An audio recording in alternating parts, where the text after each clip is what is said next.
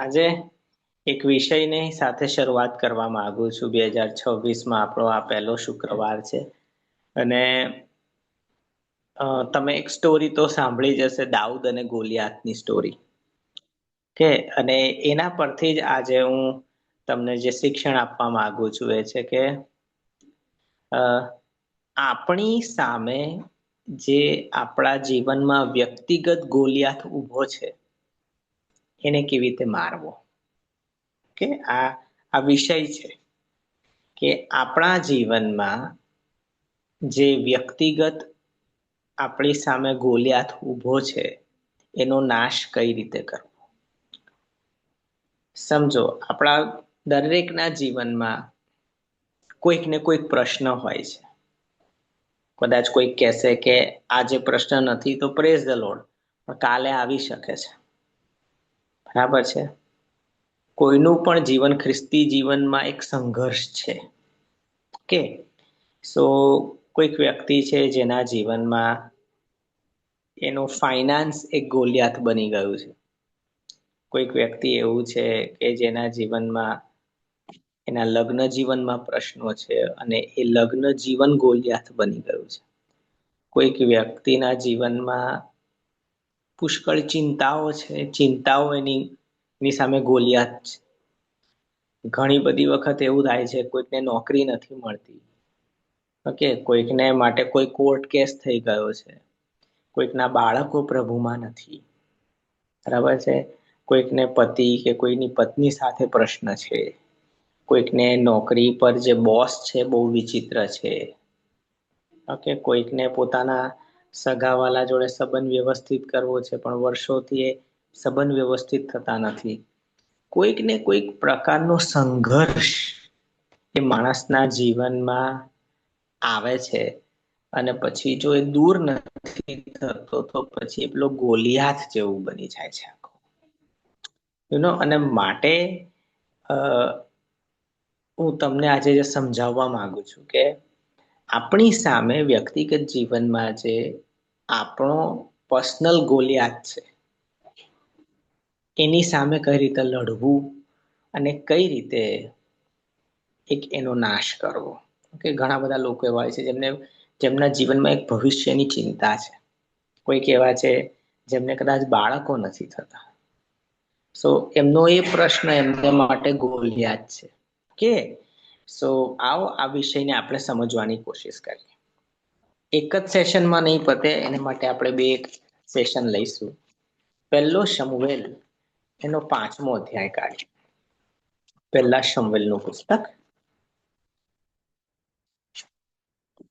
પહેલા શમુએલનું પુસ્તક એનો 5મો અધ્યાય 2 થી 4 કલમ.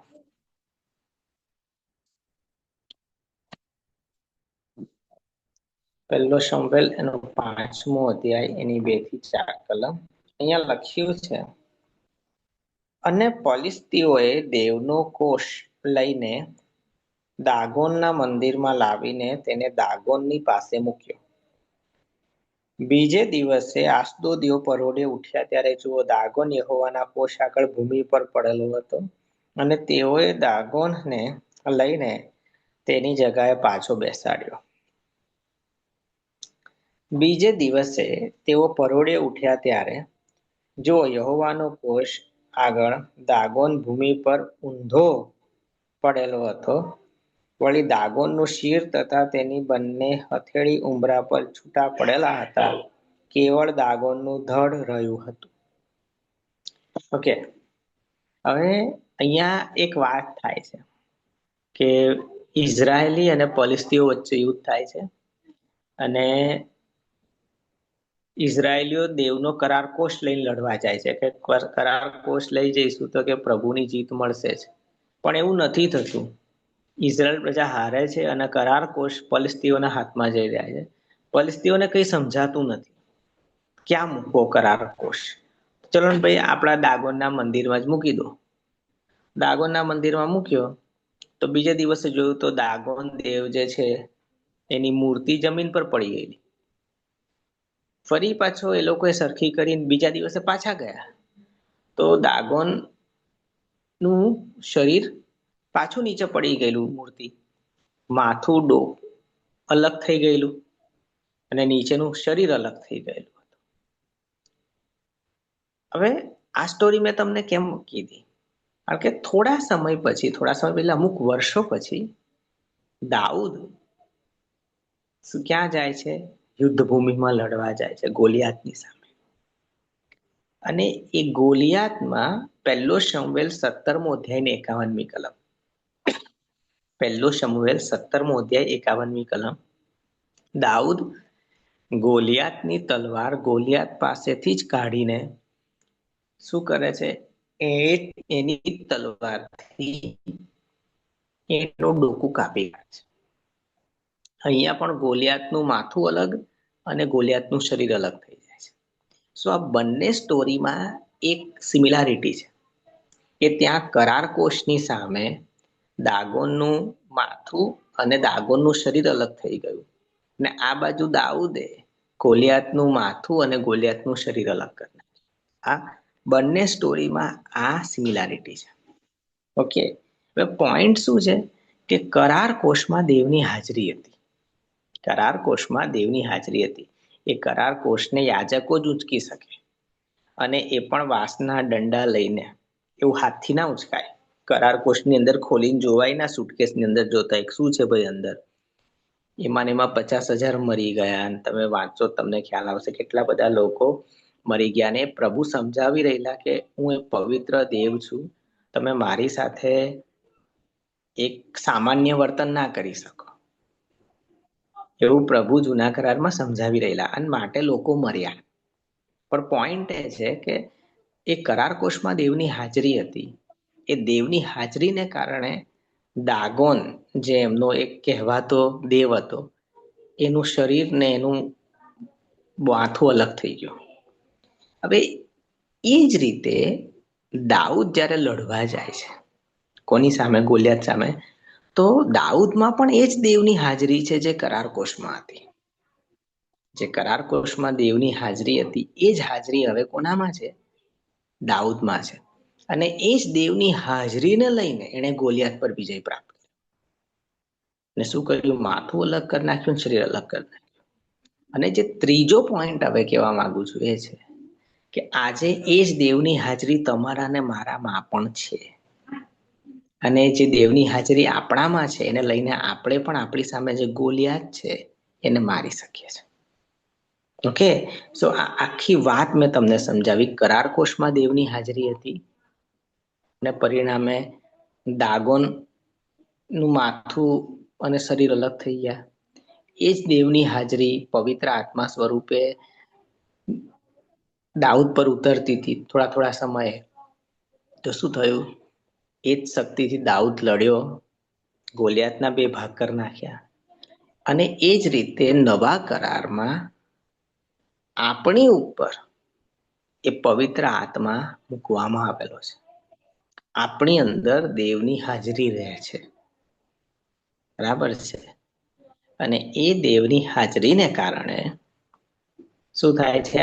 આપણે પણ આપણી સામે જે ગોલિયાત ઊભો છે, પછી એ ગમે તે પ્રશ્ન હોય, ચિંતા હોય, મુશ્કેલી હોય, સમસ્યા હોય, એ બધું જ નાશ પામે છે. આપણી સામે ગોલિયાતે મરવું જ પડશે. કેમ? આપણામાં દેવની હાજરી છે.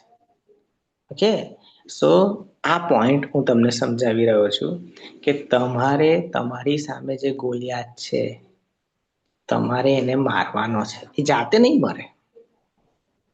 એને પ્રભુ નથી મારવાના, એને આપણે મારવાનો. જો ઇઝરાયલ પ્રજા જ્યારે રણભૂમિમાં લડવા ગઈ ફલિસ્તીઓની સામે, ગોલિયાત એ ફલિસ્તીઓનો યોદ્ધો હતો.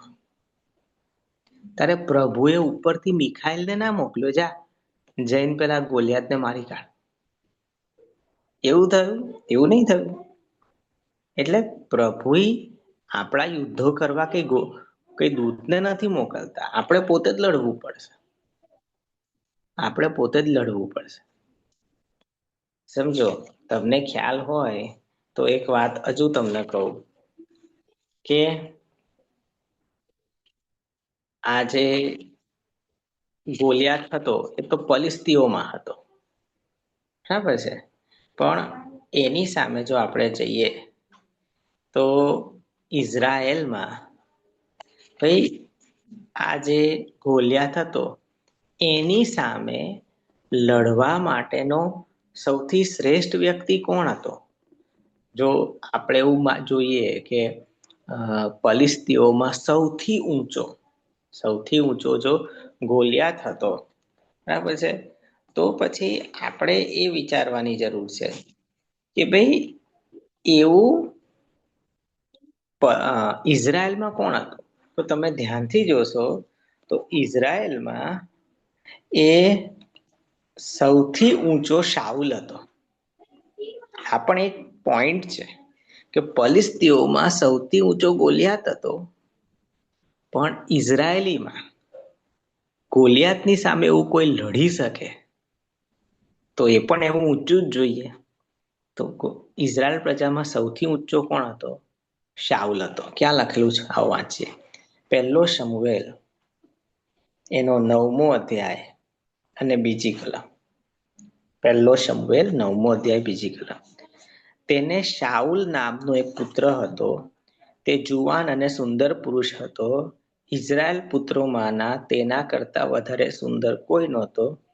તેના ખભાની ઉપરનો ભાગ સર્વ લોકોથી તરતો હતો. એટલે જ્યારે શાઉલ આમ ઊભો હોય ને તો બધાના મોઢા દેખાય, અરે બધાના ખભા દેખાય પણ એનું મોઢું દેખાય. એટલે એની હાઈટ સૌથી ઊંચી હતી કે જ્યાં લોકો એના ખભા પર તો શું આવે, લોકોના ચહેરા આવતા હતા, લોકોના માથા એના ખભા સુધી જ આવતા હતા. એવું કહેવા માંગે છે. લોકોનું માથું એના ખભા સુધી જ પહોંચતું હતું. એટલે ઇઝરાયલમાં જે પણ લોકો હોય એના કરતા કમસે કમ 1 ફૂટ ઊંચો આ શાઉલ હતો. તો એ રીતે જો પલિસ્તીઓમાં સૌથી ઊંચો ગોલિયાત હોય તો ઇઝરાયેલીઓમાં સૌથી ઊંચો શાઉલ હતો, પણ એ લડી શક્યો નહીં.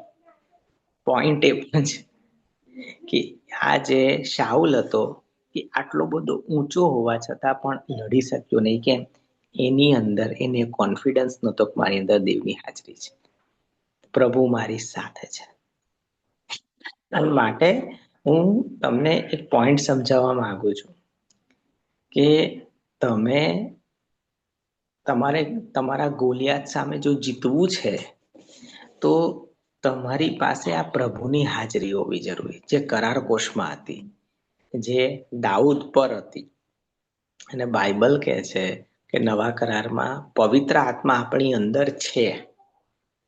પવિત્ર આત્મા આપણી અંદર છે, આવશે એવું નહીં, છે જ.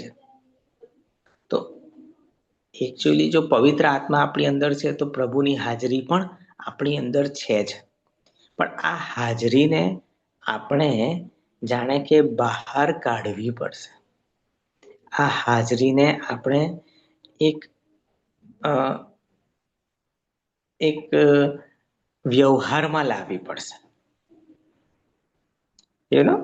એવી રીતે હું તમને કહેવા માંગુ છું કે ભાઈ મોબાઈલ હોય પણ મોબાઈલ ચાર્જ ના હોય તો પછી મતલબ નથી. એવું મોબાઈલ છે તમારી પાસે પણ મોબાઈલમાં 5% અને 10% બેટરી હોય તો ફોટા બરાબર ના પડે, તમે કોઈની પર ફોન કરો તો ભાઈ બેટરી ઉતરી જાય, લાઈન કટ થઈ જાય, એવું થાય. બસ એ ફોન છે પણ ચાર્જ નથી. તો એ જ રીતે આપણી અંદર પવિત્ર આત્મા છે, પણ જે પ્રભુની હાજરીનો અનુભવ આપણને અને બીજાને થવો જોઈએ નથી થતો.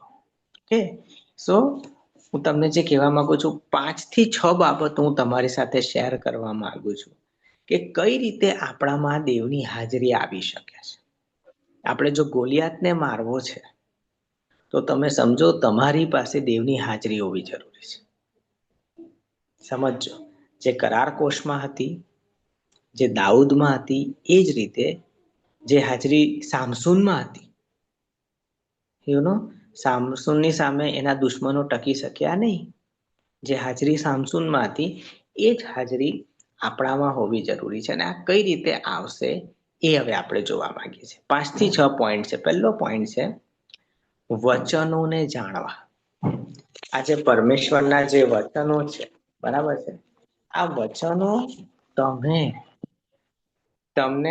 વધારેમાં વધારે આ પરમેશ્વરના વચનો ખબર હોય ને પરમેશ્વરના વચનોની ખરી સમજણ તમને હોય એ જરૂરી છે.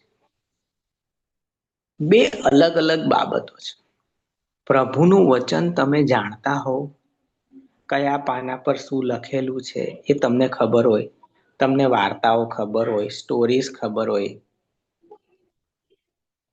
અને એની સાથે તમને પ્રભુના વચનોનો મર્મ ખબર હોય. આ બંને અલગ વાતો છે. ઘણા બધા એવા લોકો છે જેમને બાઇબલની સ્ટોરીઝ ખબર છે, બાઇબલમાં કઈ જગ્યાએ ક્યાં શું લખેલું છે એ ખબર છે. બહુ પ્રેઝ ધ લોર્ડ, બહુ સારી વાત છે. તમને બાઇબલ મળે છે, બહુ જ સારી વાત છે, હોવું જ જોઈએ. પણ એના કરતા વધારે એ જરૂરી છે કે પ્રભુના વચનોમાં જે રહસ્ય છુપાયેલું છે એ તમને ખબર હોય. પ્રભુના વચનોનો મર્મ તમે જાણતા હો. પ્રભુના વચનોમાં રહેલું જે ઊંડાણ છે, એના સ્વભાવની સમજ તમારી પાસે હોય.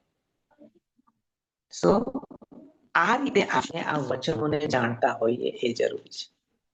કે દાઉદ જ્યારે ગોલિયાત સામે ગયો,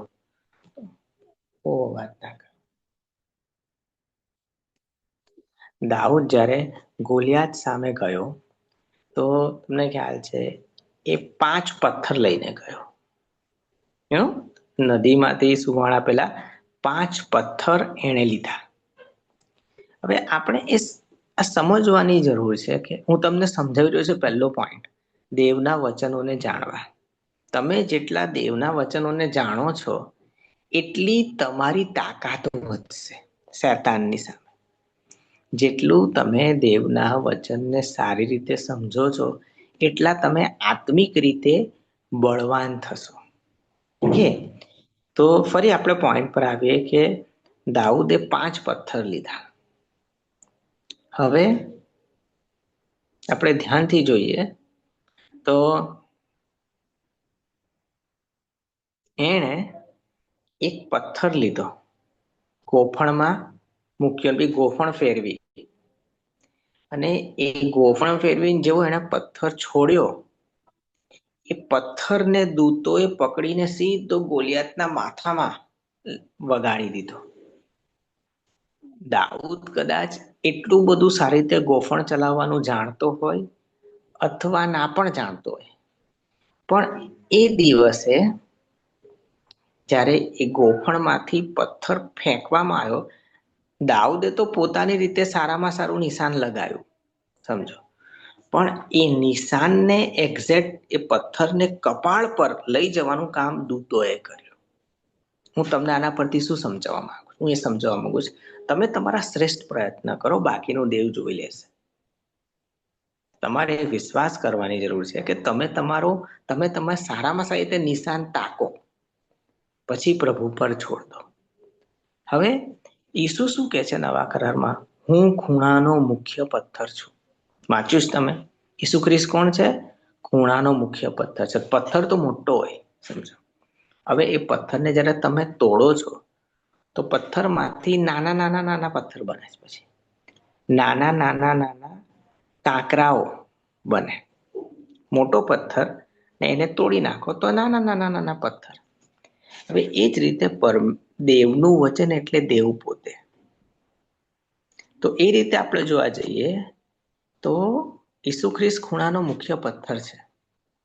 અને એ જ પથ્થર એટલે કે ભાઈ દેવનું વચન. દેવનું વચન એટલે દેવ.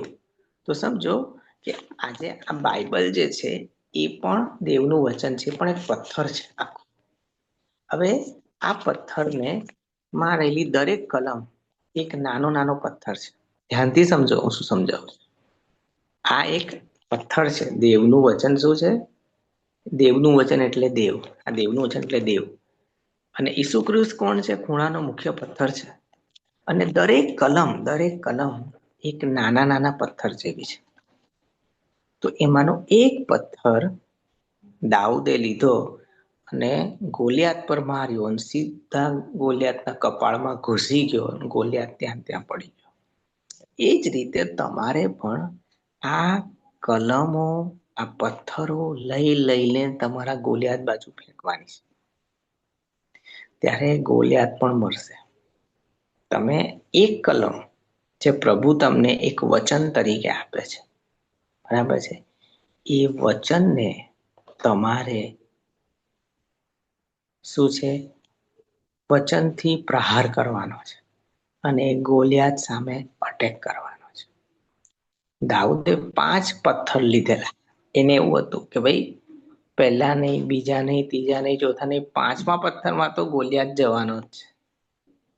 કારણ કે એને 10 પથ્થર ના લીધા, 15 ના લીધા, 20 ના લીધા, એને 5 લીધા.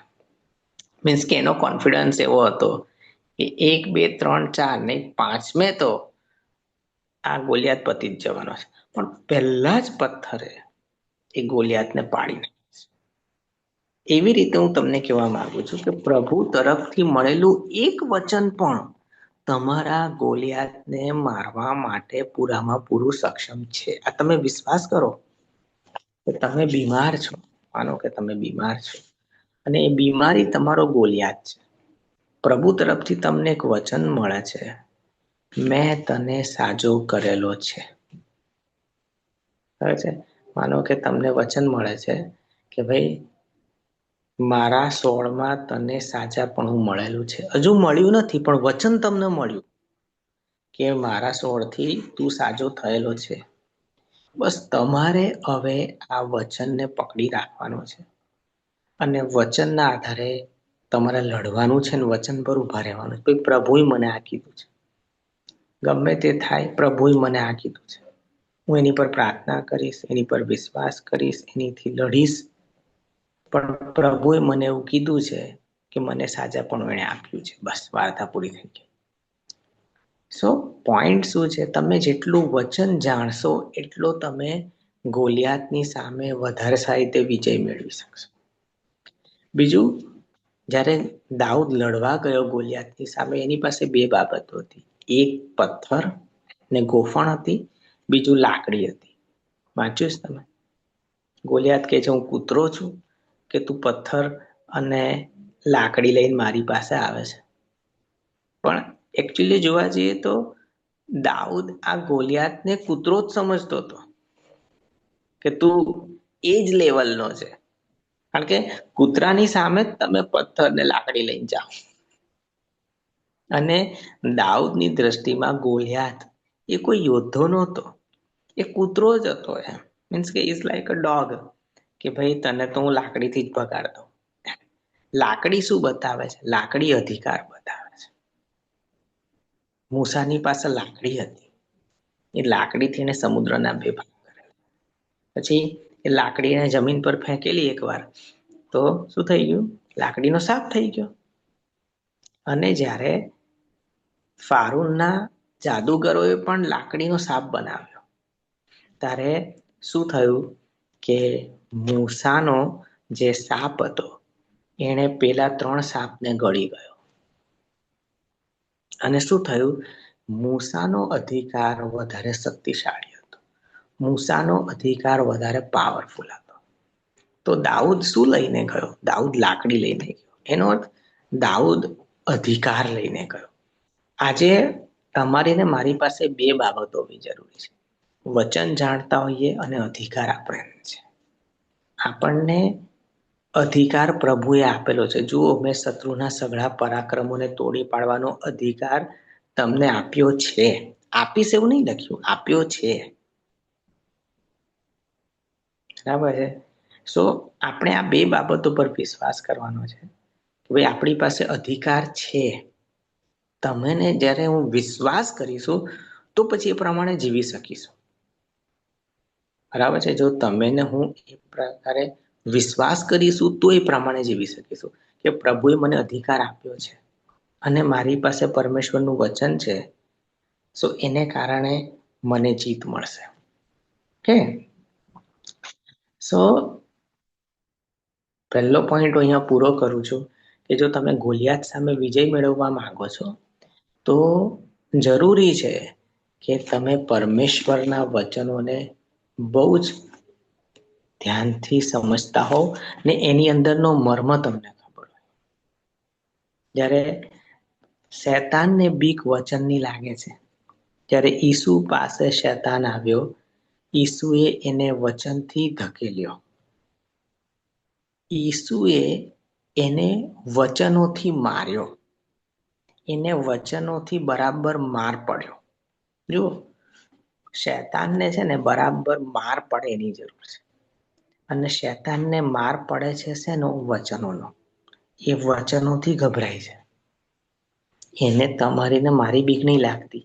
એને જેના વ્યક્તિના હૃદયમાં વચન છે એની બીક લાગે છે. આ વસ્તુ સમજજો કે ભાઈ તમે વચનોનો મર્મ જાણતા હોય એ જરૂરી છે. વચન તમારી તાકાત છે. કે બીજો મુદ્દો જે હું તમને કહેવા માંગુ છું એ છે કરાર. કેમ દાઉદ ગોલિયાતને મારી શક્યો? કારણ કે એને ખબર હતી કે પ્રભુએ અમારી સાથે કરાર કરેલો છે. જ્યારે પણ આ દાઉદ ગોલિયાત સામે લડવા ગયો ત્યારે એ શું કે છે? એક શબ્દ વારંવાર એ વાપરે છે, બેસુન્નતિ. આ બેસુન્નતિ પલિસ્તી આપણને આવું બોલી જાય? આ બેસુન્નતિ પલિસ્તી આપણા દેવ યહોવાને આવું કહી જાય? આ બેસુન્નત પલિસ્તી આપણા દેવ યહોવાને આવો શ્રાપ કેવી રીતે આપી શકે? શું બોલતો તો એ વારંવાર? બેસુન્નતિ. સુન્નત શબ્દ સૂચવે છે કરાર. ઇઝરાયેલી લોકોની સુન્નત થયેલી હતી, મીન્સ કે પ્રભુએ એમની સાથે કરાર કરેલો હતો. અને પલિસ્તીઓ હતા એ બેસુન્નતિ હતા. એનો અર્થ કે પ્રભુનો એમની સાથે કોઈ કરાર નહોતો. તો દાઉદને પહેલેથી જ ખબર હતી કે પ્રભુનો કરાર, પ્રભુની સંધિ તો અમારી સાથે થયેલી છે. તો પ્રભુ પેલા લોકોને જીતાડે જ કઈ રીતે? પ્રભુનો કરાર તો આપણી સાથે છે. તો પ્રભુ કોઈ પણ રીતે ગોલિયાતને વિજય આપવાના નથી. વિજય તો મારો જ છે, વિજય તો મને જ મળવાનો છે. એવું દાઉદને પહેલેથી બહુ ખબર હતી. બીજા બધા લોકો પણ હતા. ત્યાં શાઉલ હતો, એની આખી સેના હતી. દાઉદના ભાઈઓ હતા 3 જે યુદ્ધમાં ગયેલા હતા. પણ કોઈને પણ આ પ્રકટીકરણ નહોતું કે પેલા બે સુન્નતિઓ સાથે પ્રભુનો કોઈ કરાર નથી, પણ આપણી સાથે તો પ્રભુનો કરાર છે. બરાબર છે? તો ભાઈ ઓફકોર્સ આપણે જ જીતવાના છે. જો ઘણા વર્ષો પહેલાની સ્ટોરી છે. હા, કંઈક ભારત અને પાકિસ્તાનનું યુદ્ધ થયેલું. ત્યારે ઇન્દિરા ગાંધી પ્રાઇમ મિનિસ્ટર હતા. તો એવું થયું કે ભારત ને પાકિસ્તાનનું યુદ્ધ થયું. તો પાકિસ્તાનને અમેરિકાએ સપોર્ટ કર્યો. અને કંઈક અમેરિકાની સબમરીન કે એ પાકિસ્તાનની પક્ષમાં રહીને ઇન્ડિયાની હદમાં મોકલવામાં આવી. તો એ વખતે આપણી પાસે કઈ સબમરીન નહોતી ઇન્ડિયા પાસે, કે પછી એટલી પાવરફુલ નહોતી. પણ ઇન્દિરા ગાંધીએ અને ભારત દેશે રશિયા સાથે સંધિ કરેલી, રશિયા સાથે કરાર કરેલો કે જો ઇન્ડિયા પર હુમલો થાય છે તો રશિયા એવું માનશે કે અમારી પર જ હુમલો થયો છે. અને જેવું ઇન્ડિયા પર પાકિસ્તાનનો અટેક થયો અને પછી અમેરિકાએ પાકિસ્તાનની મદદ કરી, તો આ બાજુથી રશિયાએ પોતાનું બહુ મોટું જહાજ, પાણીનું જહાજ, આખી એક બહુ મોટી શિપ, યુદ્ધમાં ફાઇટ કરે એવી શિપ એણે અહીંયા મોકલી, ઇન્ડિયા તરફ મોકલી. અને પરિણામે એ સબમરીન અને જે પણ પાકિસ્તાન અને અમેરિકાના જે બધા આર્મી અને એમના બધા જે શીપ ને સબમરીન હતા એ બધાએ પાછું જવું પડેલું. હવે અહીંયા જે પોઈન્ટ સમજાવવા માંગુ છે એ છે કે કેમ ભારત પર અટેક થયો તો રશિયા મદદ માટે આવ્યું? કારણ કે આપણા દેશે અને ઇન્દિરા ગાંધીએ રશિયા સાથેના જે સંબંધો હતા એટલા સારા રીતે સાચવેલા, અને ભારત અને રશિયા વચ્ચે એક સંધિ થયેલી કે ભારત પરનો અટેક એ રશિયા પરનો અટેક ગણાશે. અને જેવો ભારત પર અટેક થયો, રશિયાએ પોતાની આર્મી અને પોતાના જે પણ સૈન્ય છે એની બધી મદદ આપણે માટે આપી હતી.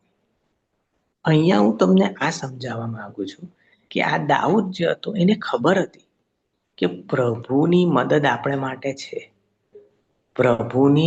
પ્રભુના દૂતો આપણે માટે છે, પ્રભુનું આખું સૈન્ય આપણે માટે છે. કારણ કે પ્રભુને કોઈ સૈન્યની જરૂર નહીં.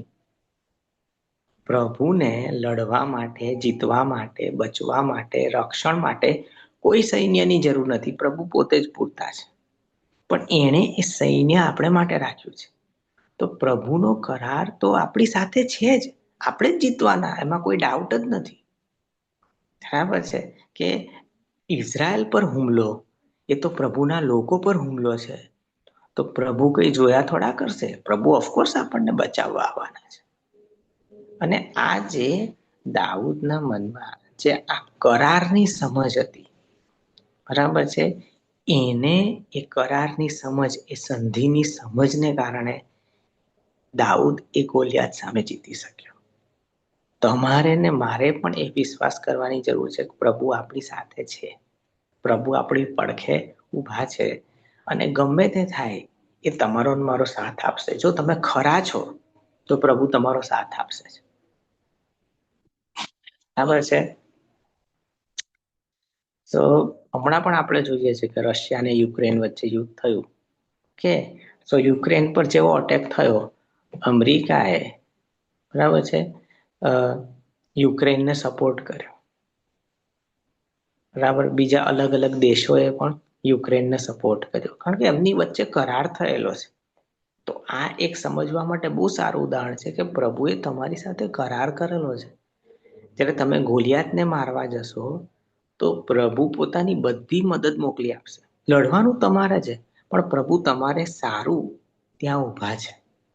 યુદ્ધ કર્યું કોણે? દાઉદે. પણ દાઉદની અંદર દેવનો આત્મા હતો. તો એ જ રીતે આપણે પણ યુદ્ધ કરીએ છીએ અને આપણી અંદર પણ દેવનો આત્મા છે. અને સૌથી મહત્વની વસ્તુ યાદ રાખવાની જરૂર છે, પ્રભુનો કરાર આપણી સાથે. ખબર છે? જેમ કે અચાનક કોઈક તમારા ઘરે ઘૂસી ગયું, ચલો કોઈક તમારા ઘરે ઘૂસી ગયું અને એવું કહે કે આ તો મારું ઘર છે. બરાબર, તમે એને શું કહેશો? અચ્છા તારું ઘર છે, એક કામ કરે, ચલ દસ્તાવેજ બતાવ. એની પાસે દસ્તાવેજ હશે? ક્યાંથી હોવાનું? ઘર તમારું છે તો દસ્તાવેજ તમારી પાસે જ હોય ને. કોર્ટ કોનું માને? કોર્ટ તો દસ્તાવેજ ગણે. દસ્તાવેજ કોના નામ પર છે? તો કે દસ્તાવેજ તો ભાઈ આ ભાઈના નામ પર છે, તો ભાઈ એમનું જ ઘર છે ને, એમાં કોઈ ડાઉટ છે જ નહીં. દસ્તાવેજ બતાવે છે કે તમારો હક છે, ઘર તમારું છે. બીજા બધા જે લોકો છે એ લોકો જબરજસ્તી ઘૂસેલા છે, એમનો કાયદાકીય હક કોઈ નથી. એ જ રીતે દાઉદને ખબર હતી કે જો પ્રભુનો કરાર મારી સાથે થયેલો છે તો હું જ જીતવાનો, બીજાના કોઈ જીતવાના ચાન્સીસ જ નથી. બીજા જીતી શકતા જ નથી. લડવા આવ્યા તો એ હારીને જ જવાના. એ રીતે જે પણ ભાડુઆત અંદર ઘૂસી ગયો હોય એ કેસ કરે, પણ ભાઈ ભાડુઆતને તો ઘર રહેવા માટે આપેલું ને વેચેલું થોડું. અને ભાડુઆત પછી કોર્ટમાં કેસ હારવાનો જ છે. તો એ જ રીતે દાઉદને પણ ખબર હતી કે ગોલિયાત હારવાનો જ છે. કેમ? પ્રભુનો કરાર મારી સાથે છે. ઓકે, સો આ બે બાબતો આજે આપણે શીખીએ છીએ. અહીંયાથી પછી આપણે બંધ કરીએ છીએ.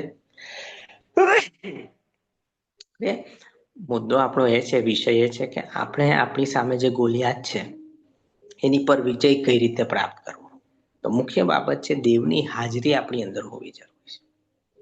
દેવની હાજરીને કારણે આપણે વિજય મેળવીએ છીએ. અને આ દેવની હાજરી આપણે કઈ રીતે આપણા જીવનમાંથી આમ જાણે બહાર કાઢી શકીએ છીએ, કઈ બાબતો હેલ્પ કરશે? વચનોને જાણવા, વચનોનો મર્મ સમજવો. વચનો તમે જેટલા વધારે જાણો છો એટલું સારું છે. બીજું એ છે પ્રભુનો તમારી સાથે કરાર થયેલો છે, એની પર વિશ્વાસ કરો. ઓકે, પ્રભુ તમારા પક્ષમાં છે જ જો તમે ખરા છો તો. કે તો કોઈ એવું ના માને, ખબર નહીં હવે પ્રભુ મને સાજો કરવા માંગે છે કે નહીં. તને સાજો કરવા માંગે જ છે. ખબર નહીં હવે પ્રભુ મને નોકરી આપવા માંગે, નહીં નોકરી આપવા માંગે જ છે. સમજો, પ્રભુ તમારું ભલું ચાહે જ છે. નહીં ચાહતા હોય કોઈ કેસમાં કે તમને નોકરી ના મળે તો તમને કહેશે. બાકી આપણે એ રીતે જ ચાલો કે પ્રભુ તમારું ભલું ચાહે છે, મને પ્રભુ ઘર આપવા માંગે છે કે નહીં આપવા માંગે જ છે. સમજો, બીજું કોઈ કન્ફ્યુઝન છે જ નહીં. ઓકે, હવે પ્રાર્થના કરીએ આપણે. પ્રભુ તમારી પાસે આવીએ છીએ, કૃપા માંગીએ છીએ. અમારી સામે જે ગોલિયાત છે એની પર વિજય મેળવવા અમારી સહાય કરો. સકળું તમારા હાથમાં સોંપીએ છીએ પ્રભુ ઈસુ તમારા નામમાં માંગીએ છીએ.